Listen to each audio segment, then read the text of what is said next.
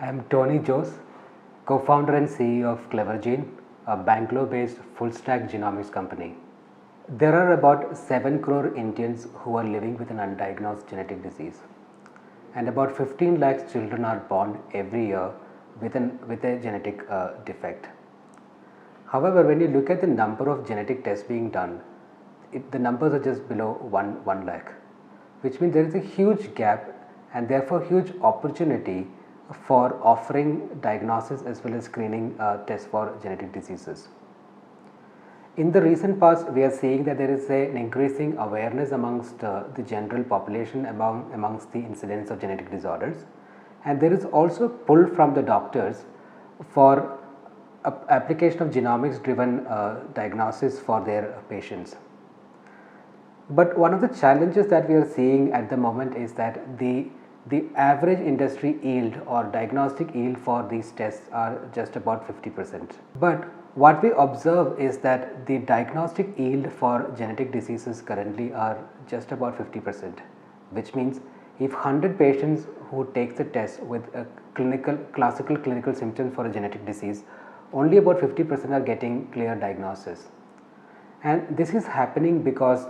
the current testing methodology and as well as the algorithms that are being used for data analysis and reporting work based on a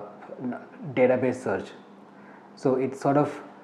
we sort of generate the data from the patient DNA and upload that into or compare that with the publicly available mutation database, and if there is a match we get a diagnosis, and if not we don't get a diagnosis. And there is also a challenge that many of these algorithms does the automation till halfway, and then the last mile has to be done by, or the last mile reporting has to be done by humans who are trained in human genetics. It would be really helpful if the government programs can quickly generate a baseline data for the human genome and make that publicly available, because if that data is available, it becomes much more accurate and efficient for companies to arrive at the diagnosis faster. We require government support in developing a baseline human genome database for Indian population, and the government programs are already there towards this area, but then that needs to be fast forwarded and expanded so that these data sets are available as soon as possible, so that we can use the baseline data and the allele frequencies for arriving at the diagnosis faster and more accurate. Another support that is required from the government is to create guidelines and policies around genetic testing and application of genomics driven test in clinical practice. The rare disease policy of India is a welcoming step towards this, which helps which is aiming at spreading the awareness about genetic disorders, building capability for genetic testing, as well as giving financial support for patients who have been diagnosed with certain genetic diseases.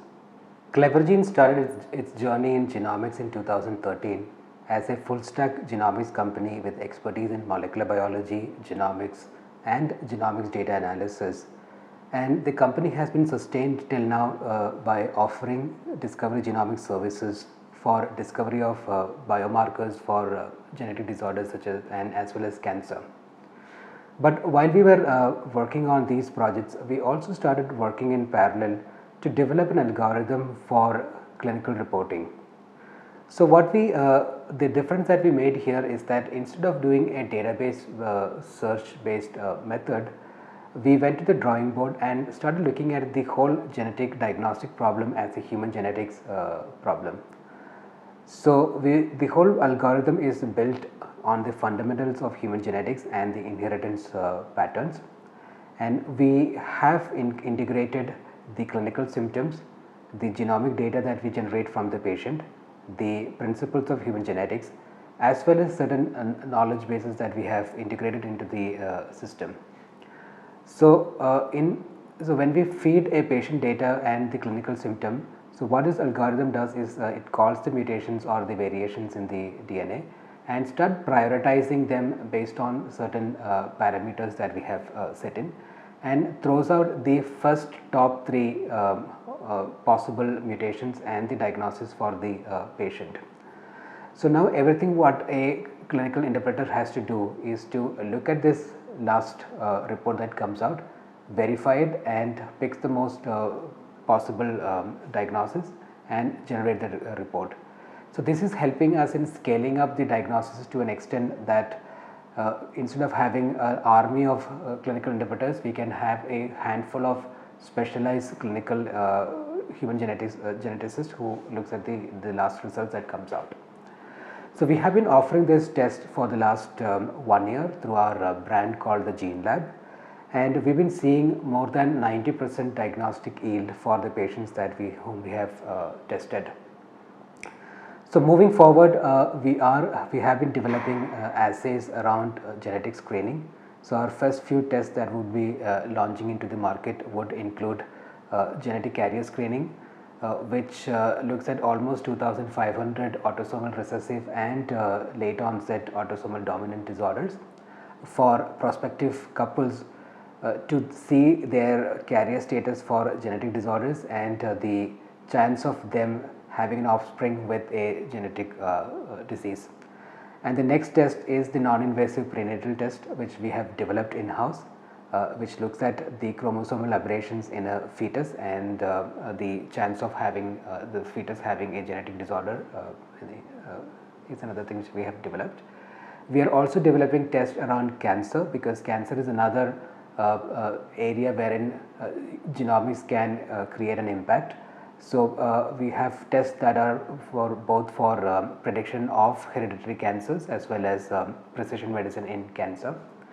So the roadmap for the company is discovery, diagnosis, screening and